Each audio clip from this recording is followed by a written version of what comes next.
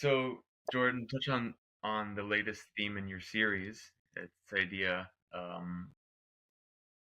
of the potentiality that lies between you and a woman, and your ability or lack thereof to just enjoy that experience before any contact, at least any uh, uh, yeah, visible contact is made.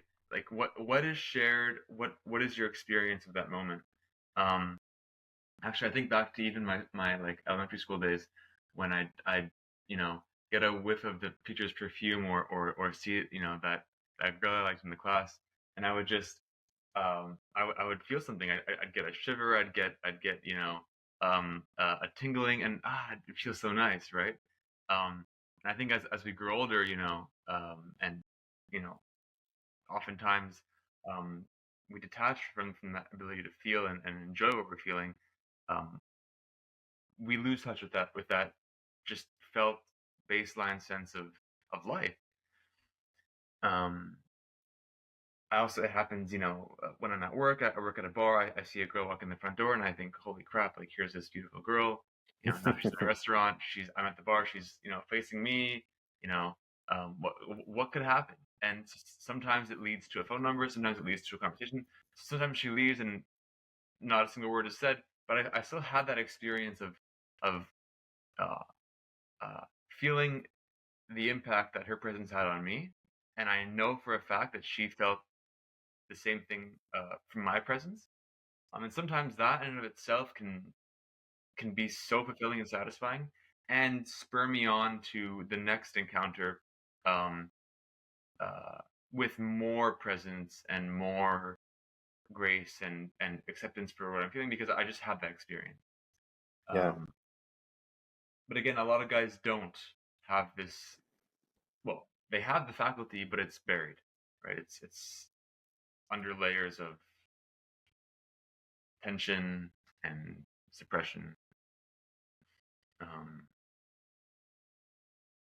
what guidance do you have for a guy who, um, you know, maybe has felt that in the past, right? That sense of aliveness and joy, but hasn't for a long time. Yeah, this is what we'll explore quite in depth. And what I hear you describe are things that make life inherently meaningful. So even if by the end of the day you don't meet anyone new or get someone's number or get more of anything, resources or a change in your circumstances, there's something meaningful happened. It was great that you saw that woman and you smelt her perfume. It just made your day more rosy. It made existence more, not just a bit more bearable, but even pleasurable. And that's the key of it. And what I'm speaking about, in essence, in this whole topic today, is opening up a window of time that most people don't know exists, and men in particular. So I think in the way that we have been uh, taught and educated, and we still educate each other in this way, seduction, i.e., the list of things one needs to do to generate attraction in a woman and then close the deal, ends up becoming this task list. And a lot of men will see the beautiful woman come into the room and they will say to themselves, holy crap. And then as soon as she comes in, holy crap. And the next thing, what do I need to do here? What do I need to say or do to do something here? And then the next thing after that, oh, I can never do that. That's not going to work for all these reasons. So we've just drawn a timeline here. Woman comes in, holy crap, instant response to what that feels like. What do I need to do right now? I'm programmed to execute a protocol or a performance to achieve a result. And then, am I going to be able to am I confident enough to do that? Or am I going to go hide away and berate myself for not following through? So that's just a recipe for suffering, right? And I know so many of our men experience something like that when they come in to the Ars Amorata. So what I want to do is open a window in the middle of all of this and when I talk about before seduction, like before worrying about seduction or trying to seduce or doing some of the things that we might call seduction, or before approaching her or before inviting her, before any of that, what is the spirit of seduction or the spirit of attraction? What is a feeling before doing any action? What is a feeling that is conducive to the action, or a feeling that feels good, or an inspiration so that I take action from a place that has a real feeling behind it?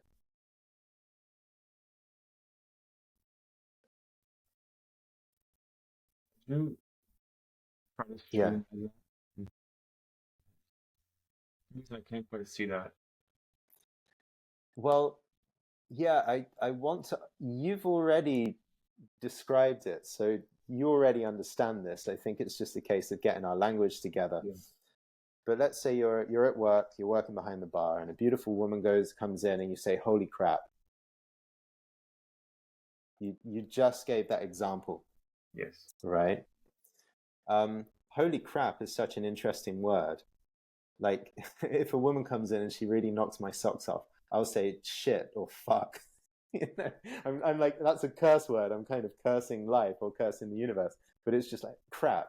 Um, that's such a charged word or a charged feeling, and it can mean this array of different things, which is holy crap, the best thing in the universe just happened. Did you see that girl? Oh my God, I'm so excited, and what a wonderful thing.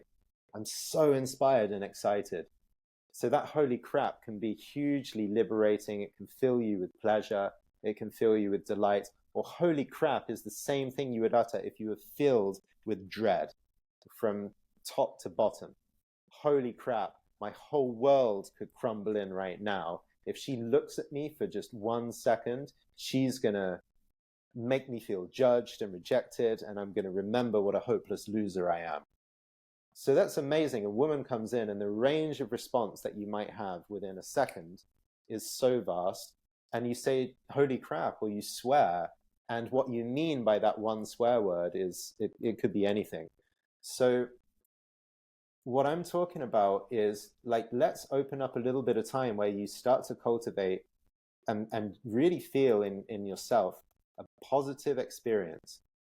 A woman comes in, okay, before I jump to any kind of holy crap of the negative type, can I dwell in the first trigger that I get from her?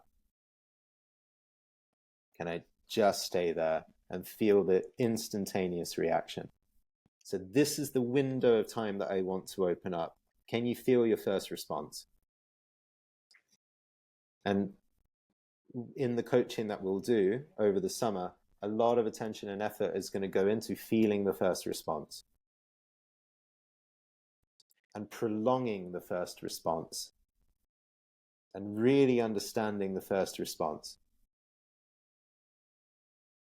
Do you think that that first response, the holy crap, my world is exploding with wonder right now, do you think that's the natural response for every guy, but it just gets buried quickly? Or do guys, is that like, because what if a guy's first response is not that, but it's fear? Yeah. Most men I've ever known are closely enough to be able to answer this question. Pretty early on, there is a constellation of fear or negative feelings associated to a beautiful woman. Yeah. Some men, their first response is, God, actually, I feel attracted and turned on. And that signifies that she has a power over me, and I don't like it, and I'm not going to let it happen. And so some men's first response is actually a bitterness towards women, which is built on the fear that they will be actually overwhelmed and overpowered by a superior, supreme, erotic being. That's the roots of a lot of misogyny.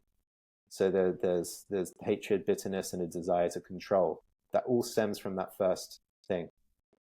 Then you have the other one, God. Like, I'm so overwhelmed with attraction that now I have the memories of every time I was rejected and I didn't measure up, and I don't think I've got what it takes to do anything here. So in other men, it can trigger not only a fear, but a deep despondency. God, I'll never catch up, and the whole body shrinks and falls down. But there are men in the world that feel a natural delight and pleasure. Of those men, I sense, and what I've seen is a beautiful woman walks in and their first response is, wow, amazing, I've got to get this because of this reason, and I'm just going to go for it. And that seems like a positive response, but it's actually just as much a reaction. It's almost a compulsion. And they might go and speak to her, and they might even be quite successful with charming and seducing her, but it can also be part of an addiction, which is, I'm going to run after every woman like this, and as soon as I get a girlfriend, and then ideally I would be stable and happy, when a new woman comes into the room, I can't bear this feeling, and I have this compulsion to do the same thing with her as well. So you end up with this chronic addicted cycle of getting women and then feeling dissatisfied and looking for the conquest again. So that can be tricky as well. All I'll say is, after having done a ton of meditation, embodiment work, ways of emptying out my whole nervous system from stress, anxiety, self-limiting thoughts, judgment, and I've kind of reset and recalibrated myself so that I've had blissful moments of just pure awareness, done such an inner work that I've come to blissful awareness. When I see a woman come in the room, the instant response is like astonishment, wonder, pleasure, gratitude, inspiration, love, warmth, joy, excitement. And there can be sexual impulse built into that, and sometimes not. Sometimes a beautiful woman is aesthetically delighting, but there's no sexual energy until later. Sometimes a woman comes in and it's all sexual energy, and that's the first thing that leads, right? Everyone's different. That's why it's so beautiful. We all love to look at women, and we all love to sit on the cafe in the summer and watch people go by in case we have one of these aesthetic experiences of a new person. But my sense is, when I untangle myself from all of my conditioned responses to the woman come in, and I just feel really what it's like, a woman's beauty is inherently pleasurable and delightful. And I think this is why so many of us resonate with the passages from Zan, because the way Zan would look upon a woman and then write from that place, that's untrammeled appreciation. And I think the essence of who we are as men, when we're in the space of pure witness, without this psychological activity or these emotions that get triggered, in a space of pure witness, when you gaze upon a sunset, it's glorious. I've even heard it spoken that animals will gather together and look at the sunset. Bears or something like that, like a pack of bears would sit together and gaze at the sunset because they recognize beauty. And so it is also with women. Undeniably satisfying to look at the beauty of your face and the frame of your body and what you're showing and how the colors of your dress come together and the way that you play with your curves and your charms. Yeah, wow. And I think everyone listening to this knows that there is a pure love of women before the stuff kicks in.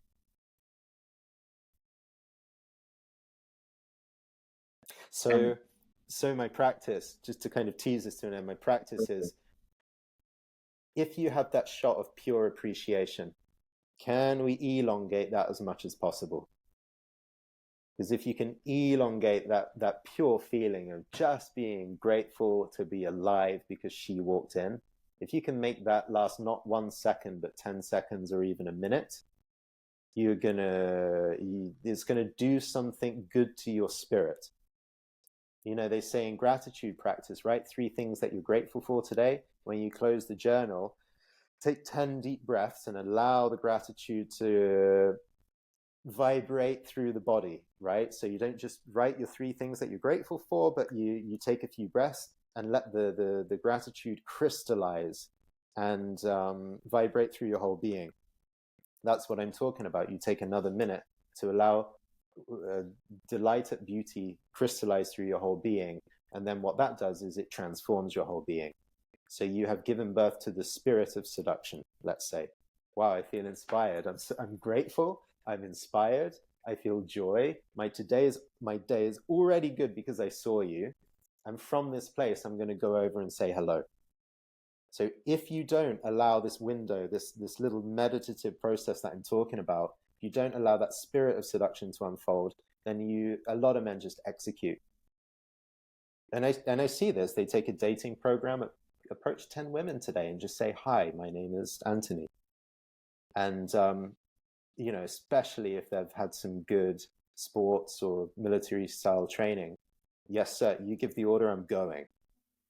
And I'm saying, that's amazing. I love your will to just go and approach. Before you approach, in the material world, take a minute to allow the ripples of inspiration to come through. So when you approach, your whole presence is imbued with a sense of appreciation. And That's the difference. for sure. And you talk about in one of your emails like this idea of one of your clients saying, "Oh, I only approach when it's a full body yes." And then I believe you asked them, well, how often is that? Oh, every day. And you're like, well, are you sure that's a full body yes? Because it probably isn't that often that you're meeting someone who shakes your whole world to your bones, right? And that's okay, you know. Yeah, there's an interesting window here. I don't want to go too far down the rabbit hole of the full body yes, because that's a conversation in and of itself. But objectivization, right? Like most of us have heard, a lot of women feel objectivized under a man's gaze, which is we're looking at her, but actually we're scrutinizing. Okay, I look at her and I'm attracted enough to look at her, but now that I'm looking at her and I'm attracted, I'm going to try and calculate, is she good enough? How does she match up in all these different areas? I'm going to use my mental resources to kind of measure her. What kind of woman is she going to be for me? Is she a 10 or a 9? One of the first things that we talk about in the Asa Marata is just like dismantling this kind of rating fit mindset that so many of us grow up in. Some women come in and it's just like, yeah, she's breathtaking from the off, and that's clear to me and it's clear to everyone around us. We're all attracted to her. And some women come in and it's like, I could meditate on how I feel with you all day long, and even still, there's not enough attraction here for me. But there are some women in the middle where it's like, what if I just slow down a little bit? And where some men in our community would say, they would go like this. They would kind of lean in and the eyes get all slitted, and they would be like looking, and their face would get hard. Yeah, you might think she's beautiful, but I don't think she's that enough because of this. And the mind is now really operative. But another person might be like, okay, this woman came in. Cool, the woman came into the room. Nice. I appreciate this. I appreciate that. And they don't go into this objectivization. They go more into a sense of, what do I feel when she comes in? I feel my body. Maybe I feel something different. Perfume. If a woman's wearing nice perfume, there's nothing that your eyes are going to tell you about that. It's sensual through another sense. It comes through your nose. A man could walk through the door with a woman's perfume, and if you were blind, you would have the same hit as if it was a woman. So there are different senses you can use to have your experience of a woman. So what happens with the objectivizer is that he slits his eyes and he kind of leans in, and the mental activity kicks off, and he wears this face that women will come close and she'll feel his tension, and she will come up like this and guard herself, and her facial muscles and her body will get more tense as well, and she will actually block the currents of energy in her body. She will block her own luminance and radiance and not give it to you. She'll cut off actually all the feminine things that make her attractive, many of them. But then let's say your friend is just like, you know what, I'm just going to enjoy every woman that comes by me today. I'm going to enjoy everyone for what they've got. And I gaze at her with my eyes, but I feel her with my body, and I smell her with my nose, and I listen to her tone of voice. You might think, well, actually, what's really attractive about this woman is her voice. God, every time she speaks, I feel something. That's amazing. And the perfume that she's got. So through other senses, you have a different experience. Let's say you're having this experience of her, and you gaze upon her. Your face is loose and relaxed. Within your own experience, you're like, yeah, more. I would like more of you, more of this. And what happens with this woman, because you're just saying, yes, beautiful, I want more. I love the way you are showing up. She will actually relax, and her muscles will relax, and the tension in her will relax, and her own energy will start to move through her more, and she'll become more radiant. This will come through her face. Her eyes will sparkle more. Her smile will get bigger. Her face will get flush and red. Her body will be loose and relaxed. More energy will move through her body, and then more energy will move through your body. You might start feeling turned on.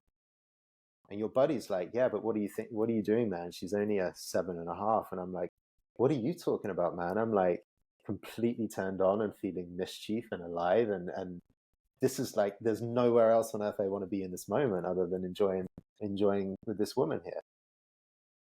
Two men sitting shoulder to shoulder. One doesn't know really how to take delight and pleasure in a woman. He goes somewhere else, and therefore bars all the options of the world out. And another man knows how to slide into this spirit of appreciation, which opens up the whole world of women and brings beauties to him all the time. So a lot of people ask, what is abundance with women? Well, is it collecting a certain number? Oh, if I've got more than 50 on my phone, then I've got abundance. Or if I have a house party and 20 women show up, have I got abundance? Or if I had, slept with this number of women this year, am I abundant? Well, that's just measurables. Abundance is when I sit in the world, do I see a few women every day that give me a great, great feeling? And then if I invite, do many of those women say yes and come? That's abundance. In my view, I have a different way of feeling my way through the world of women, but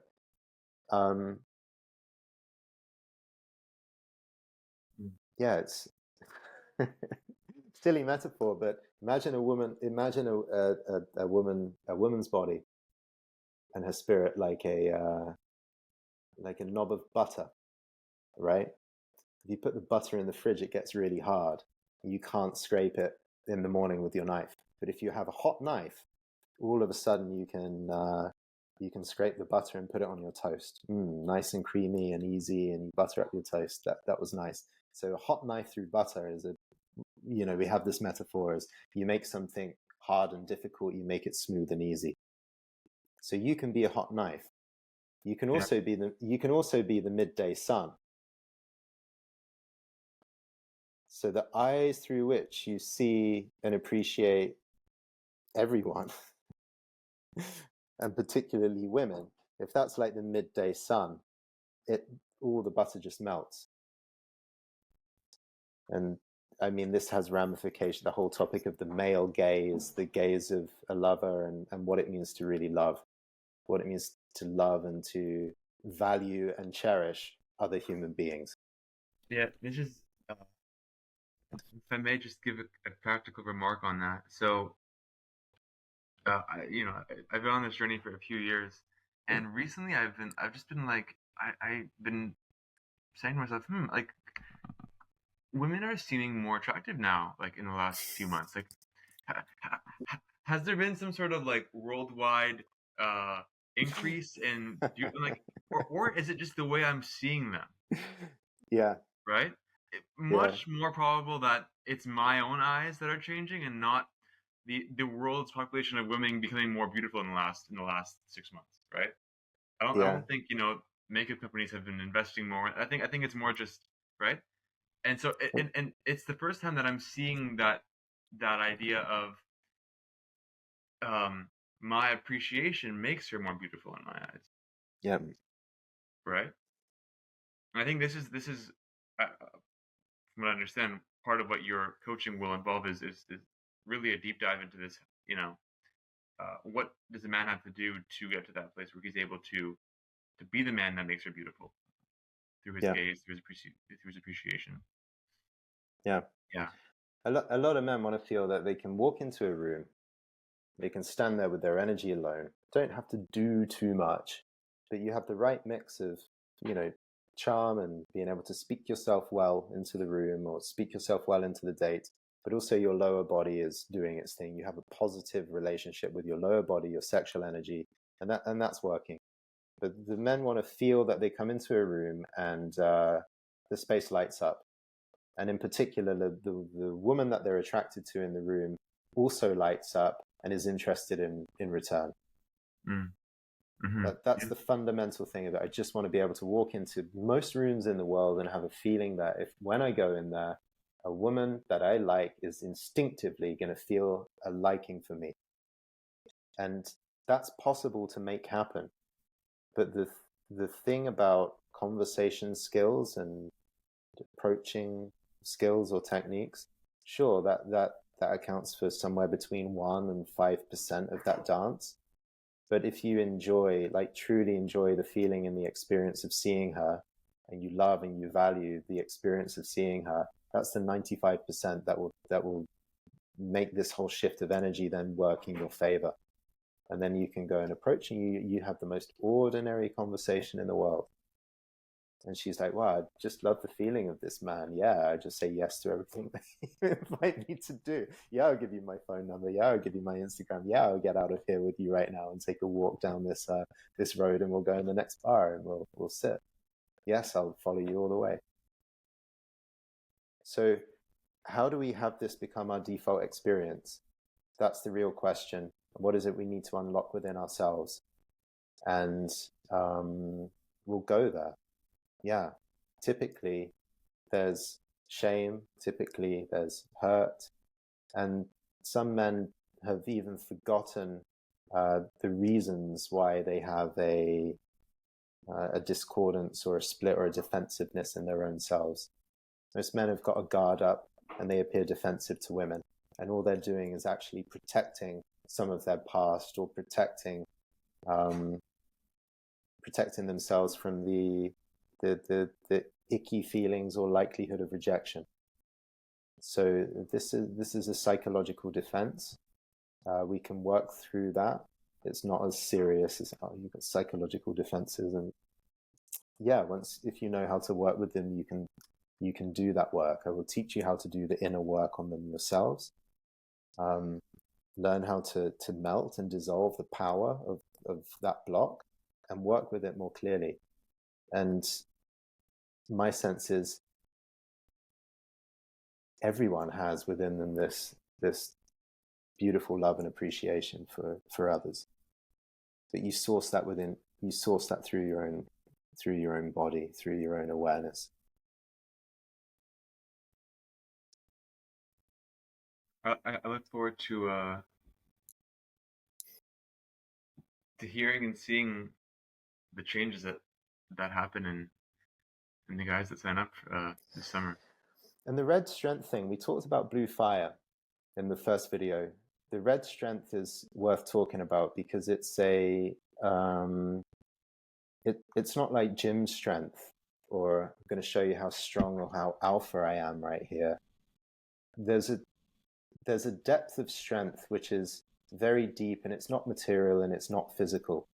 It's just about what people would say is your character, or maybe there's a sense of charisma or presence. But imagine, yeah,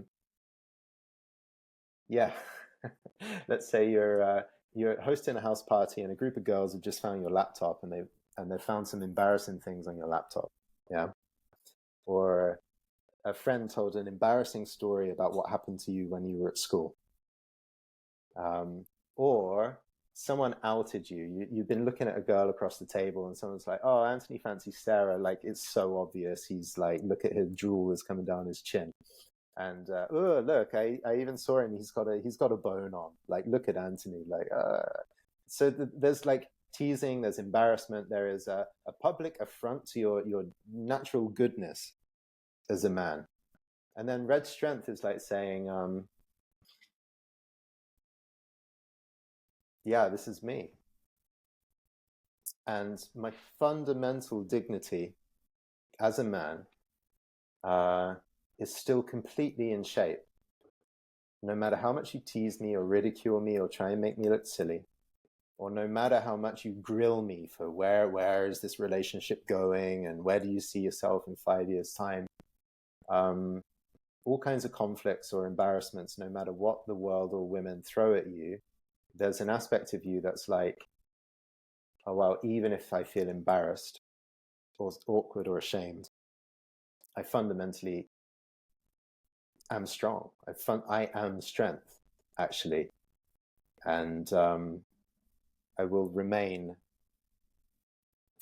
good and whole as I go through this.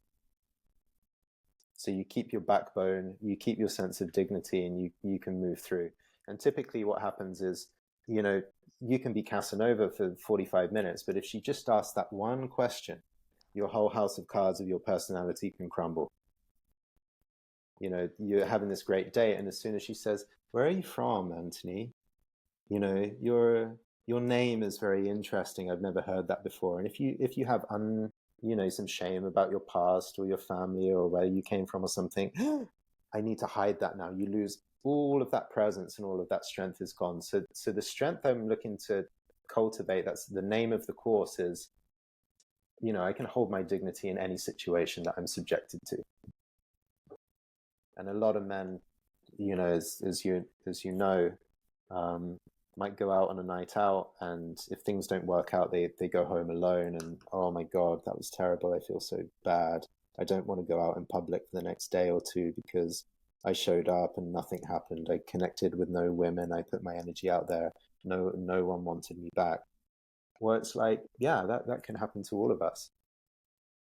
But what if you allowed that to happen? Yeah, I went out tonight, was not successful, did not meet a woman. She did not text back. Oh my God, I connected with someone and they ghosted me. What if that didn't cause any lowering in your self-worth or send you into a spiral of low energy? What if you could just feel the pain a little bit and be like, ouch, but I'm good as I am, and carry on. This is another quality of depth.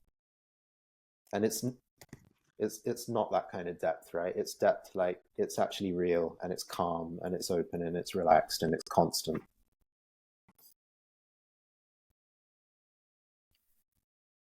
Do you foresee uh, uh guys having a lot of obstacles in the way between where they are and getting to that place, or do you think there are some members of our community who are ready for this, and it's just maybe a few tweaks that are needed for them to get to that place of real depth and acceptance? Yeah, everyone's going to have obstacles to come to this place. So the obstacle is the work.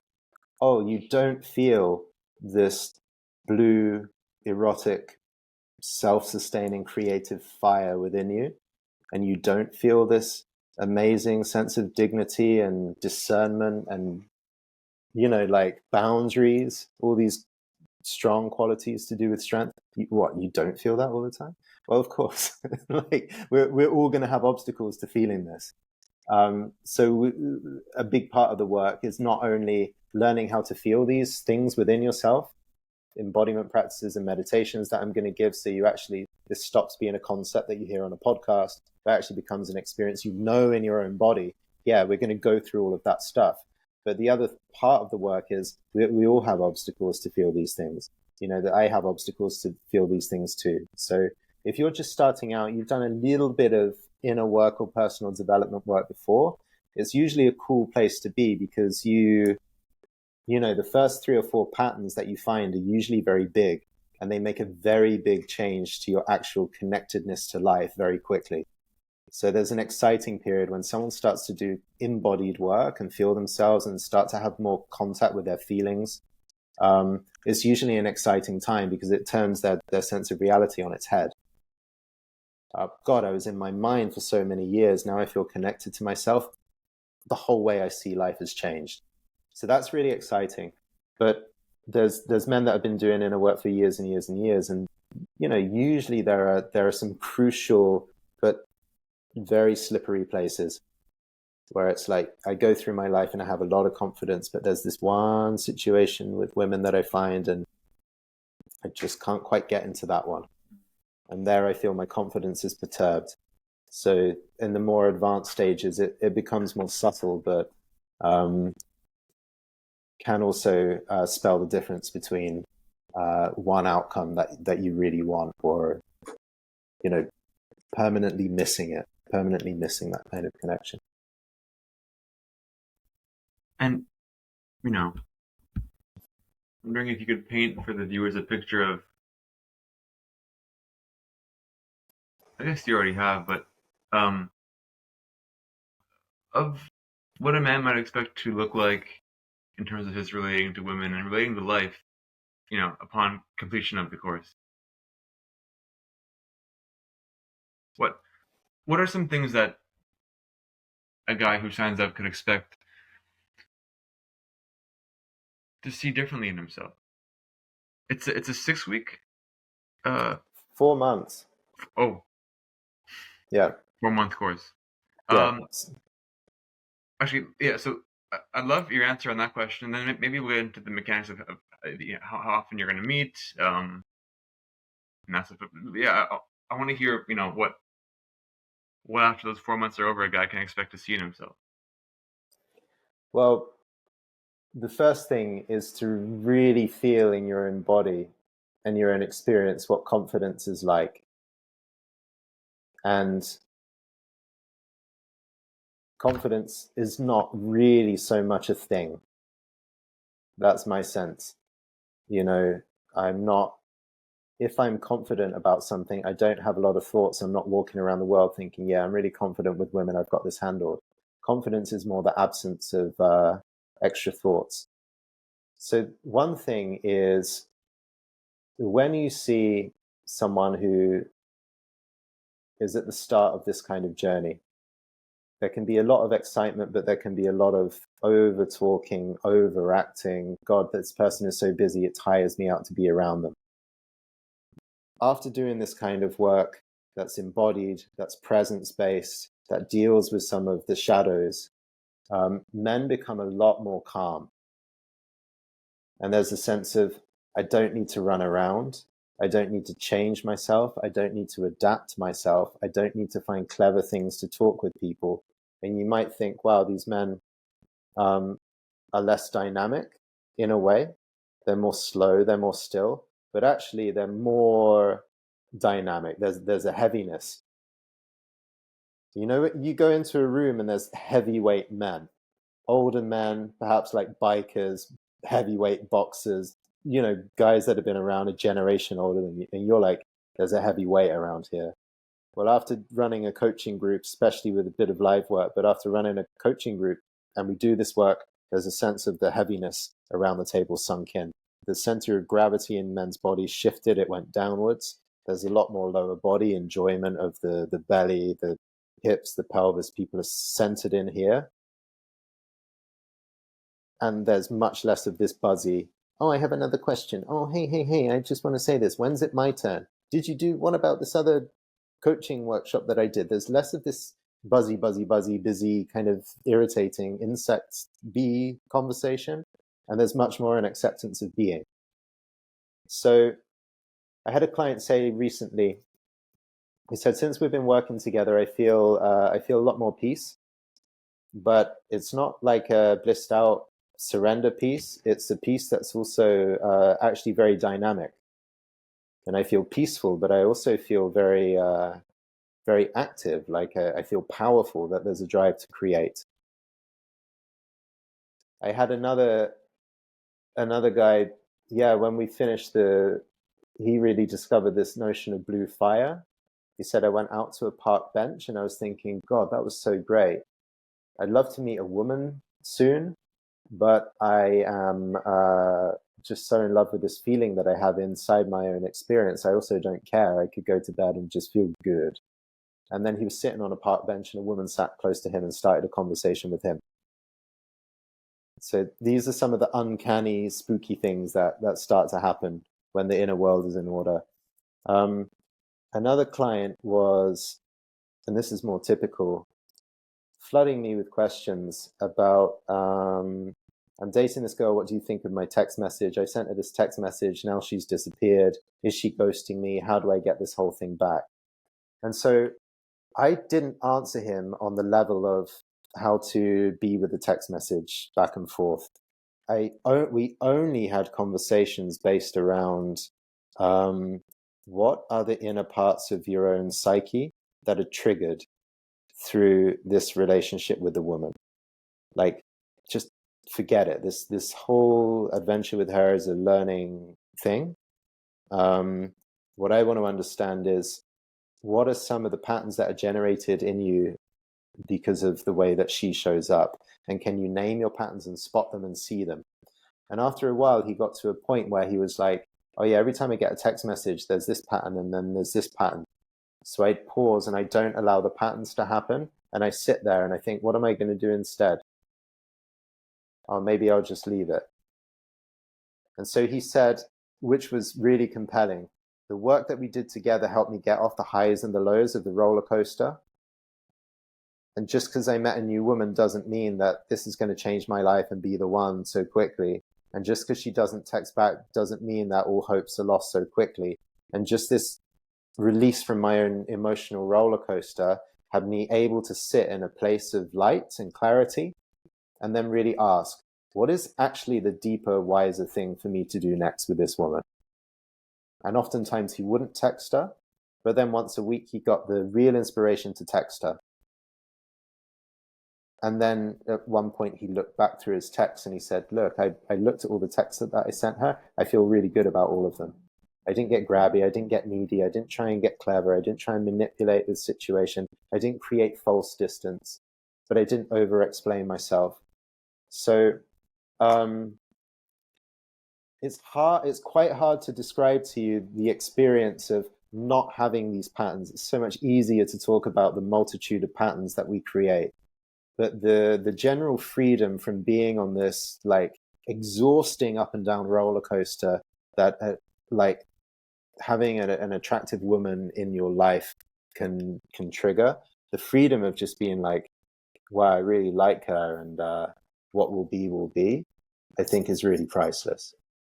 And, you know, to the long end of it, yeah, I've worked with men who I'm 35 years old, I never had a relationship. What do I do now? I'm starting a relationship. So we designed some fundamental ways that he can start to feel comfortable in that and become more intimate and share more of himself, keep his strength and not lose himself. I've worked with men who are divorced once or twice and they're like, God, I really need to get back my mojo and remember who I am and enjoy this again.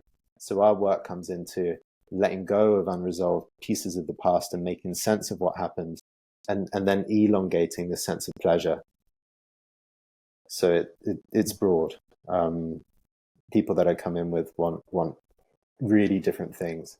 But the result, funnily enough, you know, I very rarely have someone say, I want to get married by the end of the year and it has to be this kind of a woman. Or I really want to get 100 notches on my bedpost within the next 18 months. I don't get this kind of concrete result kind of thing. What men are looking for is an attitude or a feeling or a quality of their spirit, which is a mixture of freedom, but also delight. Is this the first time that you tackle these themes in a coaching course? Because I know you had your coaches coaching course last summer. You had your movie masterclass. Is this the first time that you tackle these themes so deeply with such a small group of men? Yes and no. So no, I mean, anytime I've run versions of this course since about 2016, so almost 10 years, and it started much more of an action and reflection based coaching course on how I was showing up in relationships. As the years went by, we would look more about the shadow, the embodiment, also presence, how these themes come into that. And wherever I've had a participant who was ready for, let's call it a deeper conversation about this, I'd go fully there with that client. So it's been bleeding through more and more these topics, but I've come to a point in my coaching where I'm like, I'm not going to say this is a ABC dating course and I'm going to try and sneak some deep stuff in. I'm just saying, like, this is a really deep course and we're doing it in the spirit of intimacy and attraction and loving women. So I'm just being a bit more full throttle about the internal work that we're going to do together. I can tell.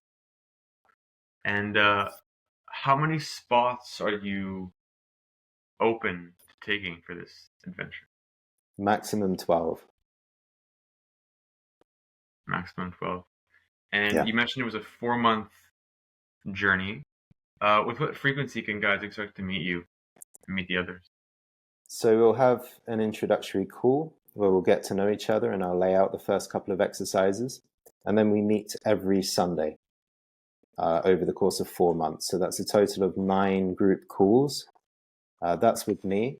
And then at the end of each call, I'll give a practice or a homework. And I'll also say to the group, look, find 2 or 3 brothers, get together and have a pod or a triad as a practice group and do this thing together. So on the off weeks where we don't have a group call, there'll be something to do in practice.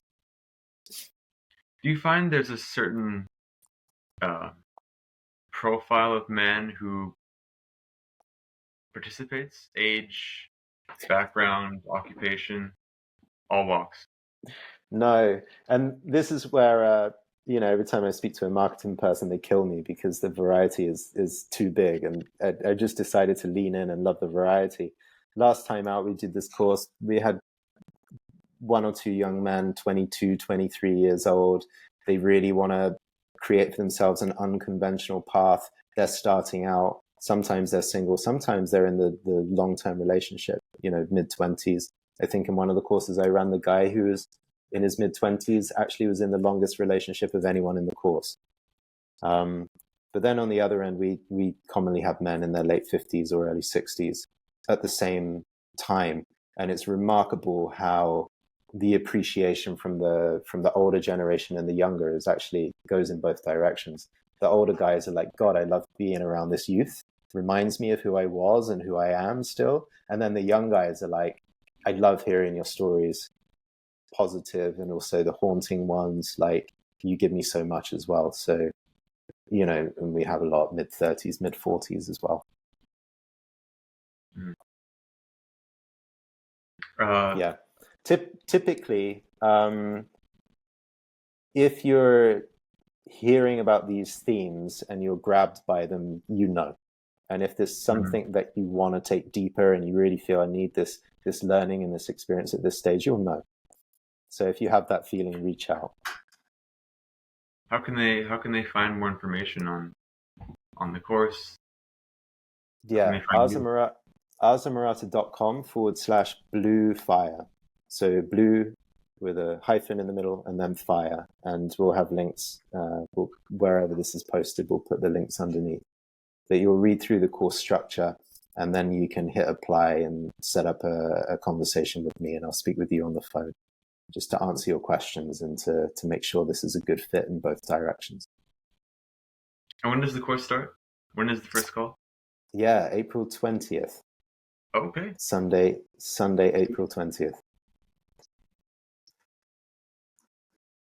Exciting. Any final remarks, Jordan? I mean, I had such a fantastic time talking with you.